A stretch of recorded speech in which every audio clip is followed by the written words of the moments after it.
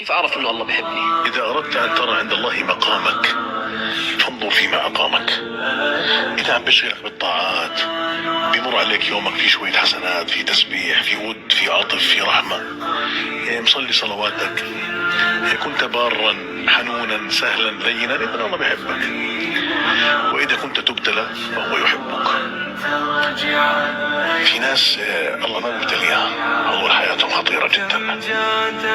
إذا كنت في إدبار عن الله وكنت صاحب سقطات وعثرات ولم تكن مبتليا فاحذر، فقد تكون مستدرج إلى النار. ممكن يكون الله بيستدرجه، نسأل الله العافية. سنستدرجهم من حيث لا يعلمون. خطير أن الإنسان ما يكون مبتلى. فأحيانا من علامات الحب الابتلاء. كيف أعرف أنه الله بيحبني؟ إذا أردت أن ترى عند الله مقامك فانظر فيما أقامك. إذا عم بشغلك بالطاعات، بمر عليك يومك في شوية حسنات، في تسبيح، في ود، في عطف، في رحمة، مصلي صلواتك، كنت بارا حنونا سهلا لينا، إذن الله بيحبك. وإذا كنت تبتلى فهو يحبك.